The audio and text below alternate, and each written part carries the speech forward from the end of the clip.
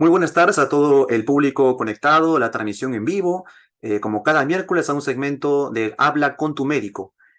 Les saludamos desde el Consejo Regional 3 Lima del Colegio Médico del Perú y en esta oportunidad hablaremos de un tema bastante importante, accidente cerebrovascular. Y para ello hablaremos con la doctora Liliana Rodríguez Cadota, médico neuróloga vascular del Hospital Edgardo Rebagliati y de la Clínica Delgado. Bienvenida, doctora, a la transmisión. Muchas gracias por participar. Muchísimas gracias al Consejo Regional 3. Muchísimas gracias por la invitación para hablar de este importante tema.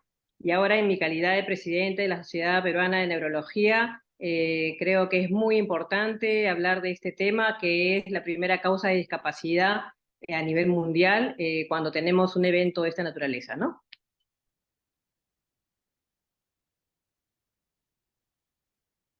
Así es, doctora. Muchas gracias. Y antes de comenzar con el programa, recordamos al público en general que pueden dejarnos sus comentarios, sus preguntas o consultas para poder trasladarla a la invitada especial y pueda responder las preguntas. Bien, para empezar, doctora, explíquenos por favor qué es el accidente cerebrovascular o ACV. Claro, el ACV es accidente cerebrovascular, que es la forma como se conoce, aunque en verdad hay diferentes formas de llamarlo. Se conoce también como la palabra ictus, en inglés es la palabra stroke, también vulgarmente se conoce como la palabra derrame, pero en verdad, ¿qué significa? Es la interrupción del paso de la sangre, ¿no? El accidente cerebrovascular hay de dos tipos. El tipo más común es el ACV isquémico. El ACV isquémico, el accidente cerebrovascular isquémico, es cuando se tapa la arteria, se obstruye la arteria y es que se produce un infarto. O sea, se obstruye el paso de la sangre por un trombo, por un émbolo, y se necrosa, o es que digamos, el tejido que está irrigado por esa arteria se muere, ¿no? Y entonces eso se llama infarto cerebral. Y el otro 20%, que es menos afortunadamente, es cuando la arteria se rompe y eso se llama una hemorragia cerebral. Entonces, hay dos grandes tipos, el infarto cerebral y la hemorragia cerebral, ¿no? Siendo obviamente el más grande el infarto cerebral, digamos, porque ocupa casi el 80% de todos los ACVs, ¿no? Doctora, en cuanto a los tipos, mencionaba, ¿no? Lo que es la hemorragia cerebral. ¿El derrame cerebral también propiamente es el accidente cerebrovascular o son cosas distintas? Claro, lo que pasa es que la gente le llama derrame cerebral a cualquier tipo de evento vascular, ¿no? Sea isquémico o sea hemorrágico. Cuando uno habla de evento vascular isquémico, se está refiriendo al infarto cerebral. O sea, isquemia es cuando no llega sangre, cuando hay una interrupción de la irrigación, cuando no llega oxígeno al tejido, y obviamente cuando no llega sangre o oxígeno, porque el oxígeno está dentro de la sangre, ese tejido se va a morir. En cambio, cuando se rompe la arteria, cuando se extravasa sangre, eso se llama ACV hemorrágico. Obviamente, si uno quiere extrapolar eso, el derrame vendría a ser la hemorragia, ¿no? Pero vulgarmente la gente le dice derrame a cualquier evento, ¿no? En verdad está mal dicho, ¿no? En verdad, digamos, si uno quiere hablar como debe ser, uno debería decirle infarto cerebral a una obstrucción arterial y una hemorragia cerebral cuando la arteria, digamos, se ha roto, ¿no? Así debería ser, ¿no? Obviamente que el infarto cerebral puede ser por múltiples causas, ¿no? Puede ser por la obstrucción de un vaso grande, por la obstrucción de un vaso pequeño, por una causa cardíaca, por una causa embólica. O sea, hay múltiples causas por las cuales se puede tapar, digamos, se puede obstruir una arteria, ¿no? Y obviamente dentro de las causas que ya hablaremos más adelante, pues la hipertensión arterial es la causa madre de todas estas, digamos, la causa más importante, tanto para el infarto como para el evento hemorrágico también, ¿no? Ujú. Justamente la pregunta que viene a continuación es acerca de las causas. ¿Por qué se produce un accidente cerebrovascular? Claro, las causas más importantes tenemos la presión arterial, o sea, la hipertensión es la causa más importante para estas dos eventualidades, sea para el infarto o sea para la hemorragia. Entonces nosotros tenemos que hacer prevención primaria, porque yo creo que lo más importante es prevenir antes que lamentar, ¿no? Porque ya cuando tenemos el evento, bueno, obviamente hay que tratarlo, pero idealmente es prevenirlo, ¿no? Y tener una prevención en la presión es importantísimo, ¿no? Que el paciente se chequee su presión siempre en forma episódica, en forma periódica, con el médico primario, ¿no? Idealmente tiene que tener presión, pues ahora los targets para presión han bajado, ya no es como antes que uno tenía que estar menos de 14, 9, menos de 140, 90, ahora han bajado el target de presión, ahora es 130, 80, entonces tiene que estar menos de eso, ¿no? Eh, Tanto para ambos tipos de eventos, ¿no?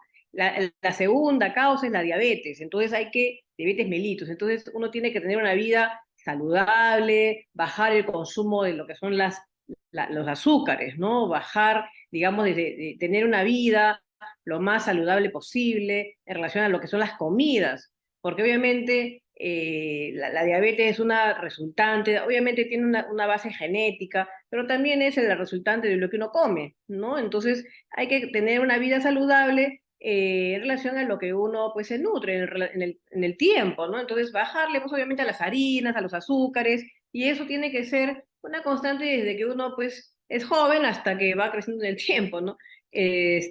Porque a veces no es que cuando uno llega recién a la edad adulta recién se va a cuidar, ¿no? Hay que hacerlo desde que uno es joven, ¿no? Y obviamente eso va de la mano de una serie de cosas, no solamente es cuidarse la dieta, sino también hacer ejercicio, ¿no? Y hacer ejercicio, lo que se recomienda es que por lo menos tiene que hacerse pues media horita, 40 minutos de tipo de ejercicio aeróbico todos los días, ¿no? Eso es lo que se recomienda como situación normal, ¿no? La otra cosa es la dislipidemia, ¿no? O sea, bajar lo que es el colesterol malo, ¿no? El colesterol malo. Y obviamente uno como baja el colesterol, también obviamente con el ejercicio y obviamente con lo que es la dieta. Nuevamente incido en lo que es la dieta, ¿no?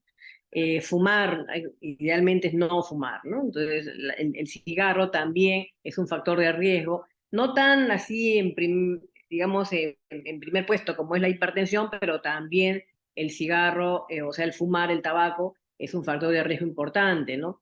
También es cierto que las arritmias, o sea, el control cardíaco, si uno tiene algún tipo de evento tipo arritmia, hay una arritmia que es muy embolígena, que se llama fibrilación auricular. Si uno tiene ese tipo de arritmia, uno tiene que estar de repente, si el paciente es mayor, si tiene hipertensión y tiene ese tipo de arritmia, tiene que estar controlado con el médico, con el cardiólogo, porque tiene que estar anticoagulado. Y muchas veces estos pacientes no están anticoagulados y solamente cuando ya tienen el evento es que recién se anticoagulan, ¿no? Entonces, porque a veces hay muchos mitos o mucho temor a la anticoagulación, entonces, o de repente ni siquiera saben que tienen la arritmia, ¿no? Entonces tienen que estar en constantes, digamos, chequeos con el médico, ¿no? Si es que tienen sobre todo este tipo de arritmia, ¿no?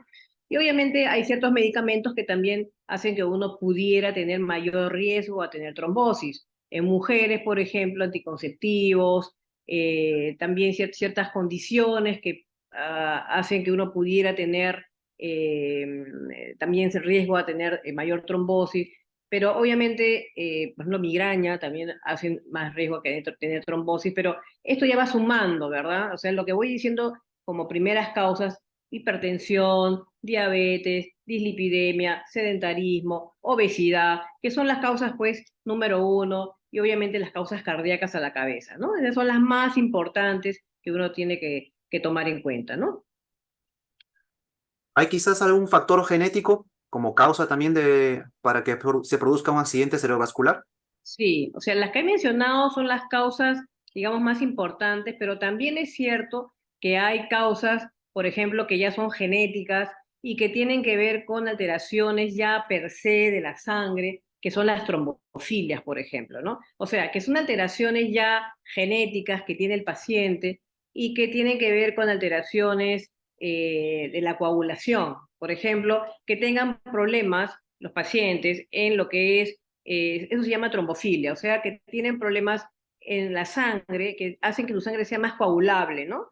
Más coagulable, o sea, hacen más fácil eventos, hacen más fácil coágulos, ¿no? Porque tienen alguna deficiencia en su sangre de alguna proteína, entonces eso ya es un tema genético y obviamente se puede diagnosticar con algunas pruebas especiales en hematología y obviamente esos pacientes tienen que anticoagularse, ¿no? Pero eso ya son cosas un poco más raras que se diagnostican, sobre todo en pacientes adultos jóvenes, que eso ya son cosas más genéticas, ¿no? Pero que son situaciones un poco más extrañas, no son las habituales, porque también se presentan infartos en pacientes que no son tan mayores. Pacientes adultos jóvenes también pueden tener infartos, que no necesariamente son pues, hipertensos o diabéticos, que son la gran mayoría de los casos.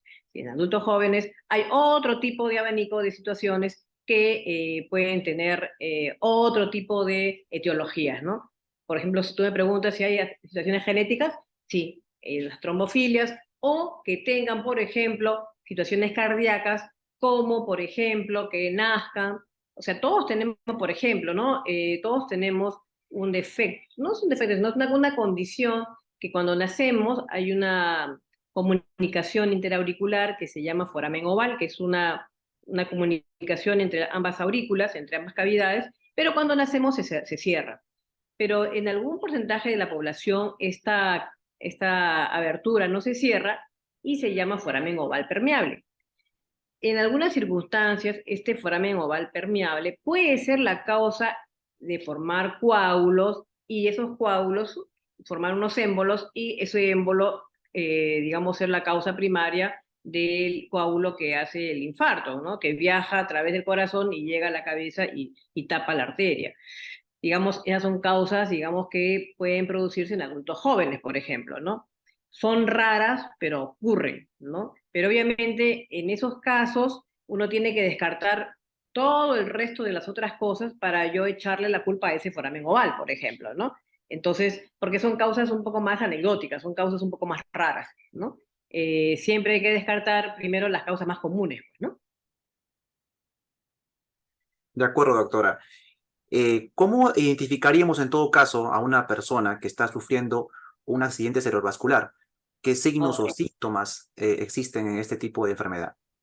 Normalmente es importante que reconozcamos los signos más llamativos, digamos, de un evento vascular, que a veces no sabemos si es hemorrágico o es isquémico, lo que importa es que vayan rápidamente a un lugar que puedan resolver el problema, ¿no? Porque son muy parecidos los síntomas, eventualmente, si se trata de un evento vascular, sea hemorrágico o isquémico.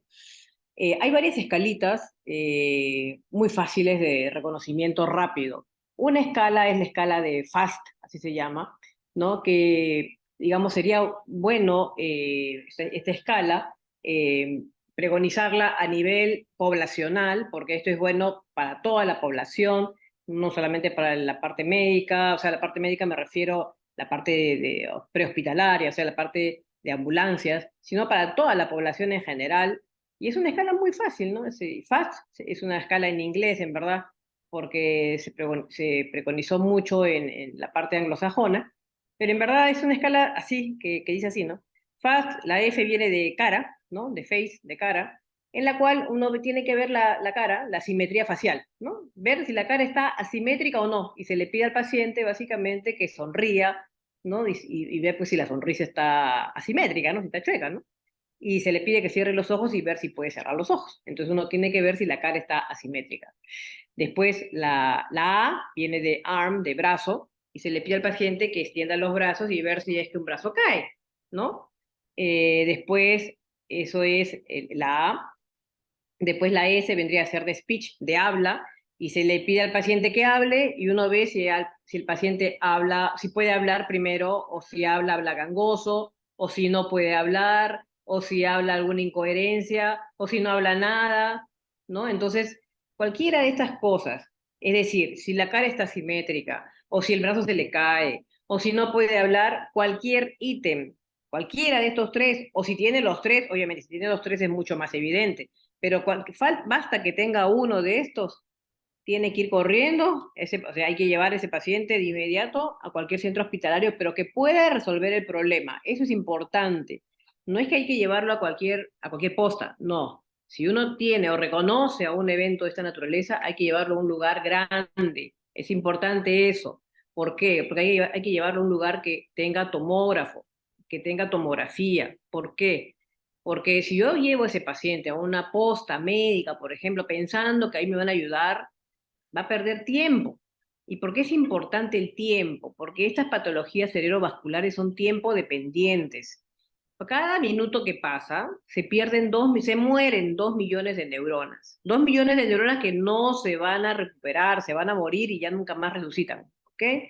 Entonces, hay 4,5 horas que yo tengo de tiempo de ventana. Es decir, desde que me da mi evento vascular, hablando de un infarto, ¿ok? De un infarto cerebral. O sea, cuando se me tapa una arteria. Se me tapa mi arteria, ¿ok? Y no llega sangre a mi cabeza. Entonces, yo tengo desde que se me tapa la arteria hasta que yo pueda recibir un medicamento y que ese medicamento me pueda lisar, destruir ese coágulo y que pueda nuevamente restaurarse la circulación, son 4,5 horas. Y ese medicamento hay solamente en los institutos grandes, o sea, llámese Seguridad Social, institutos grandes, o sea, hospitales grandes, o MINSA, hospitales grandes.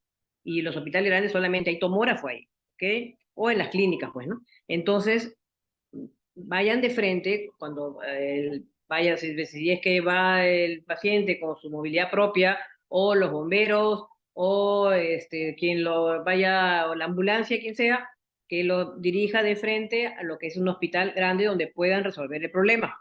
¿Ok? Le digo eso porque yo trabajo, por ejemplo, en seguridad social y a veces al paciente lo llevan a un policlínico y después del policlínico recién lo transfieren al hospital donde yo trabajo, que es el Revaliati, por ejemplo. Entonces ya perdió tiempo cuando fue al policlínico hasta que lo deriven al Revaliati, ya perdió tiempo. Ya pasaron las 4,5 horas, ya perdió el tiempo de ventana. Lo tienen que llevar de frente al hospital grande, donde puede ser Revaliati, Sabogal, Almenara, qué sé yo. ¿Ok? Entonces, ¿para qué? Para que lo puedan trombolizar, se llama así. Hay una cosa que se llama trombolisis sistémica. Es meter un medicamento que se llama el trombolítico, que es el Actilice, bueno, es un medicamento para trombolizar al paciente, ¿ok? Y eso es un medicamento que lo que hace es lisar el coágulo. Y cuando lisas el coágulo tienes más chance de recuperación de que si no que no le hicieran pues nada, ¿no? Entonces, obviamente, ese es un tratamiento que se hace a nivel mundial, en todos lados, pero cuando este paciente está en el tiempo de ventana, ¿ok? Y esa es una de las cosas que se hace y son de buenas prácticas clínicas que se tiene que hacer, ¿ok? Eso es una situación que es lo que se hace actualmente y está bien hecho. A diferencia de lo que antes, pues no teníamos esa, lamentablemente antes no había esa posibilidad de tener, ¿no?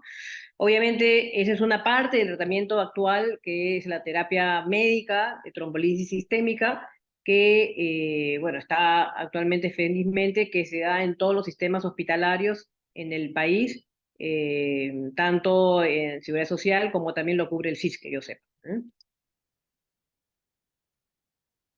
Ha dicho, doctora, datos importantes, ¿no? Que en un minuto equivale a 2 millones de células o neuronas que se están muriendo, ¿verdad? Y el tiempo de Exacto, ventana es 4,5 horas. exacto. En ese transcurso que la persona o familiar está llevando al paciente al hospital, Ujú. ¿hay algo que también se pueda hacer en ese momento, quizás darle algún tipo de medicamento, o es mejor solamente trasladar al paciente al hospital más cercano? Ya, ok. En ese momento, no le den, o sea, si es que ese paciente está todavía en ese margen de ventana que puede ser trombolizable, no le den aspirina, no le den nada, ¿ok? Excepto, bueno, tienen que tomar la presión, pero es mejor no darle nada porque la presión se puede trombolizar con el paciente todavía, si la presión está un poco alta, no hay problema, ya se verá cuando llegue a emergencia, ya se le bajará la presión, si la presión está muy, muy alta, se le bajará la presión, pero se le puede trombolizar con presiones altas. O sea, hay un margen de poder trombolizar aún con presión alta, pero eso no es problema porque se puede bajar la presión ahí en el hospital mismo. Pero es mejor no darle nada. Así que es mejor que lo lleven rápido al hospital más bien. No pierdan tiempo dándole algo, es mejor agarren a su paciente y lo lleven rápido. Eso es lo mejor. Y obviamente cuando lleguen al hospital, que ese triaje lo reconozca rápido para que pueda ser atendido rápidamente, que ese paciente no debe esperar. También es importante eso, que ese paciente no debe esperar en triaje, no debe esperar en una sala de espera común y silvestre como otro paciente.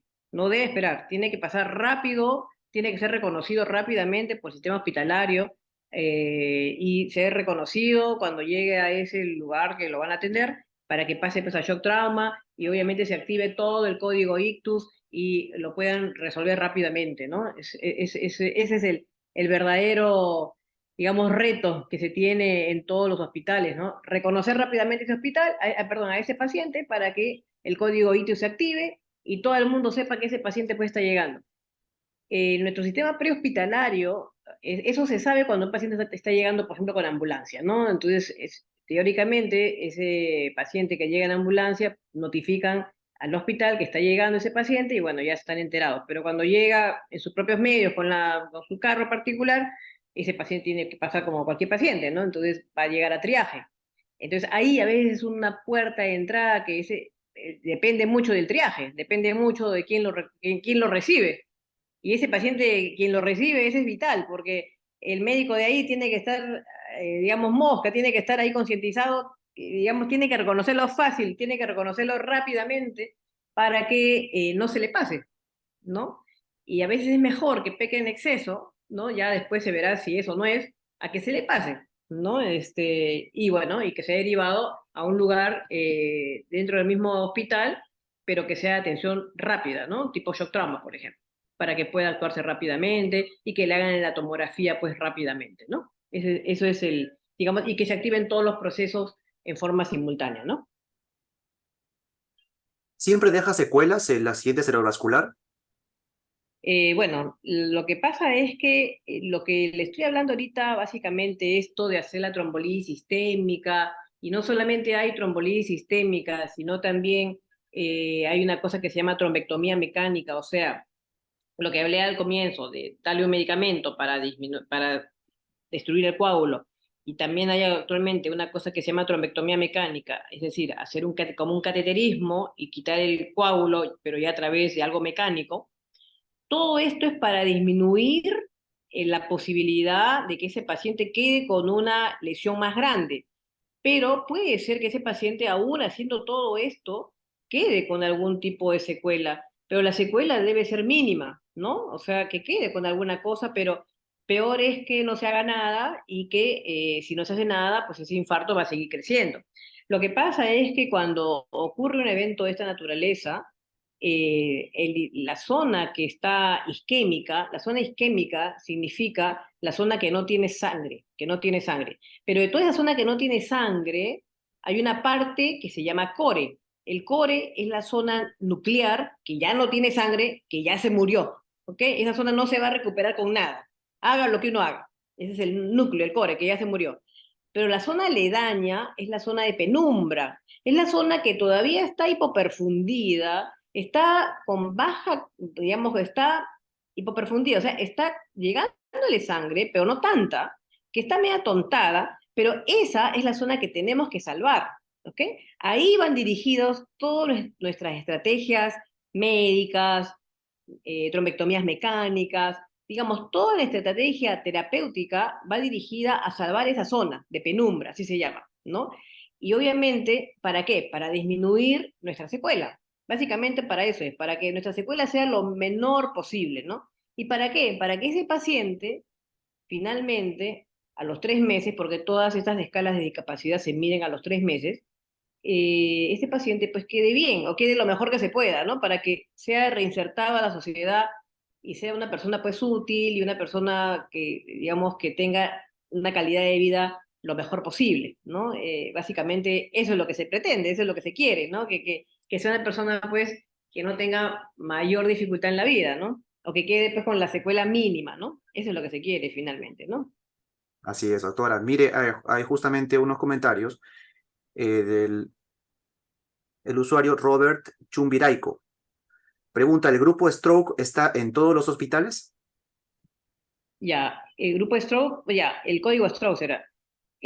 Todos los hospitales, justamente la Sociedad de Neurología está tratando de hacer que todos los hospitales tengan una certificación de centros de ictus, porque es bien difícil que todos los hospitales a nivel nacional, si en Lima estamos ahí padeciendo para que todos tengan su certificación de código ictus, a nivel nacional no todos tienen, pero sí los hospitales grandes sí lo tienen, los hospitales grandes.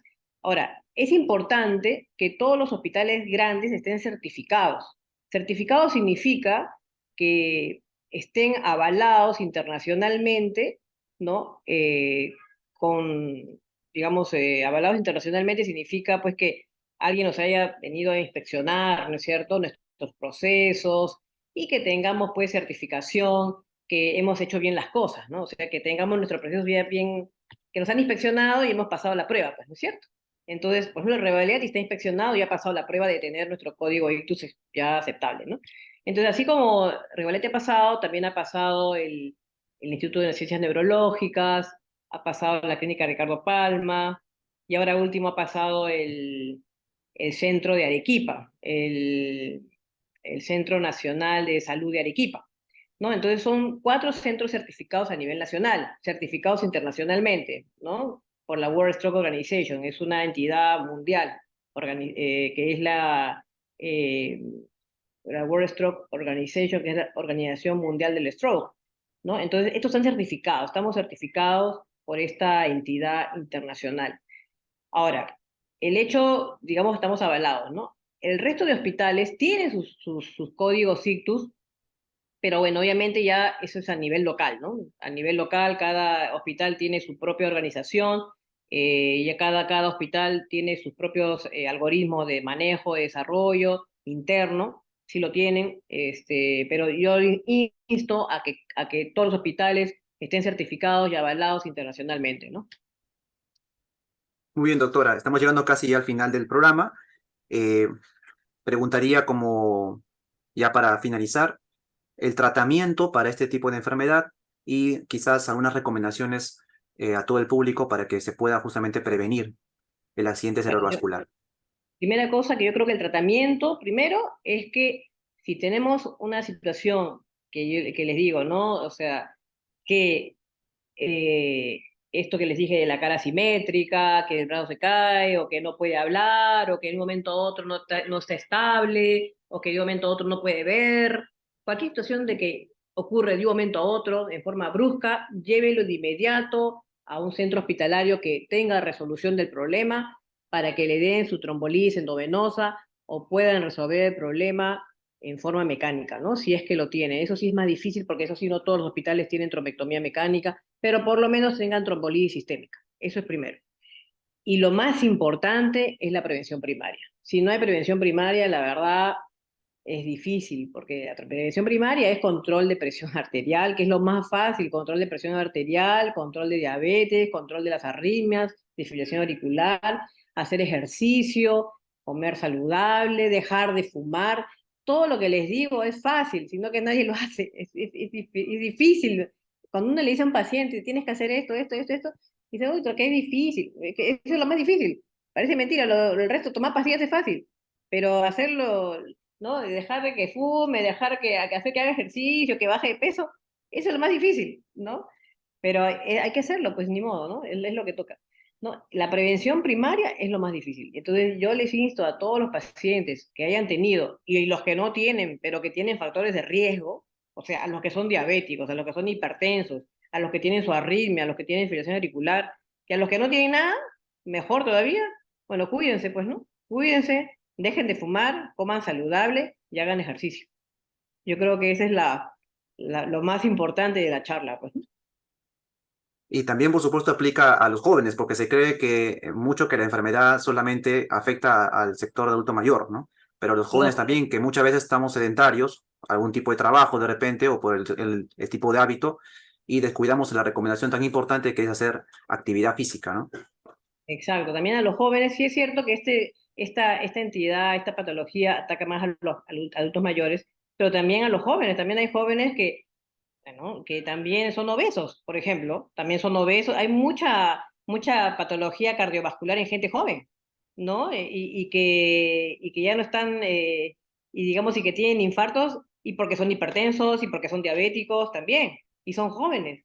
Entonces también nos escapan ahora ya de tener alguna patología cerebrovascular, y siendo jóvenes, ¿no? Entonces, también cuídense, aún siendo jóvenes, pero obviamente tienen menos probabilidad de padecer este tipo de enfermedades, ¿no? Pero no se escapan de tener algún evento genético, alguna trombofilia, algún foramen oval, alguna situación de estas, obviamente más raras, pero yo creo que como cosa ya poblacional, yo creo que todos tenemos que cuidarnos en disminuir nuestra carga, digamos, de factores de riesgo vascular, ¿no?